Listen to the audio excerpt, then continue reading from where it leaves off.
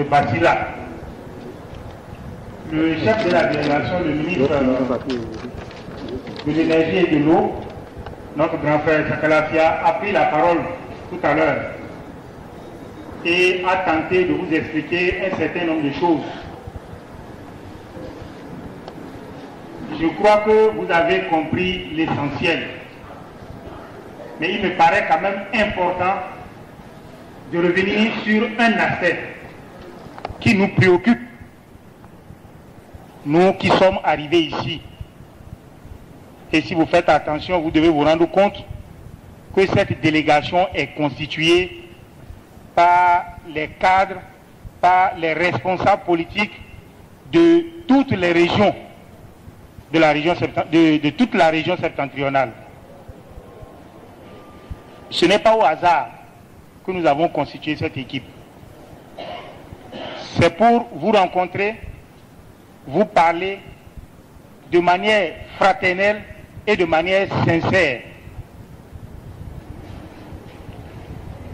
Le ministre de l'Énergie et de l'Eau vous a demandé d'observer un peu ce qui est en train de se passer de l'autre côté de notre pays, notamment la région méridionale. Vous avez vu qu'un certain nombre de partis politiques se sont mis ensemble pour constituer un groupe qu'on appelle UN, l'Union fait la nation. S'ils se sont mis ensemble, ce n'est pas au hasard. C'est pour se donner plus de chances de réussir.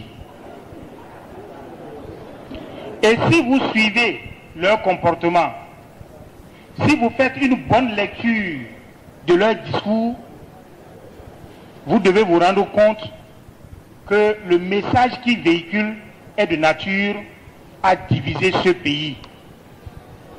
Ce comportement en politique n'est pas orthodoxe. Et cette manière de faire est inédite dans notre pays. Nous sommes tous béninois, du nord au sud, de l'est à l'ouest. Ce n'est pas au hasard que nous sommes retrouvés ici. Personne n'a demandé à être né béninois. On pouvait être togolais, on pouvait être nigérien, on pouvait être nigérien. Si nous sommes béninois, c'est Dieu qui l'a voulu ainsi. Nous devons faire l'effort de rester ensemble et de faire la politique de manière saine et de manière orthodoxe. Le 18 passé, ils ont organisé une grande réunion à Cotonou. Et au cours de cette réunion, ils ont dévoilé leur programme. Le ministre de l'Énergie et de l'Eau l'a dit. Et lorsque vous regardez ce programme, il ne prend en compte que les préoccupations d'une partie du pays. Ce qui n'est pas normal. Le Bénin est un et indivisible. Et quand on devient président de la République, on est président de tous les Béninois. On est président de toutes les régions. On doit prendre en compte les problèmes de toutes les régions. Est-ce que vous pensez que nous, là, nous devons adopter un comportement permettant à ceux-là d'atteindre leur objectif? Tout à l'heure, en présentant la démographie du pays, le ministre de l'Énergie et de l'Eau vous a dit, lorsqu'on prend les départements des collines, de la Takora, de la Donga, du Borgou et de la Libori, ça fait à peine 40% de la population de ce pays. Ça veut dire que nous sommes minoritaires.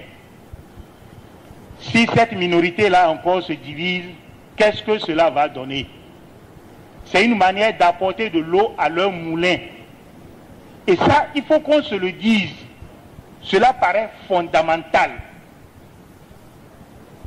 Il y a de nos frères qui veulent les aider à atteindre leur objectif. Or, l'objectif dessert toute cette région. Nous devons nous dire cela. Nous ne pouvons pas venir à Basila sans le dire. Car un abcès, pour le guérir, il faut l'inciser et vider le pus. Quand on incise pas l'abcès, qu'on fait le pansement là-dessus, ça ne guérit jamais.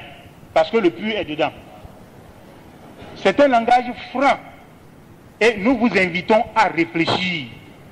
pour que nous aussi, nous nous organisions pour nous donner plus de chances de réussir.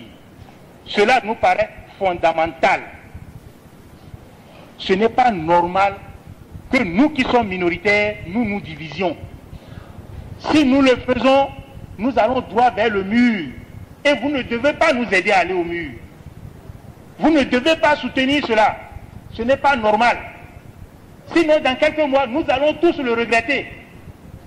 Mais cela n'arrivera pas. Dieu va nous aider. Je vous remercie.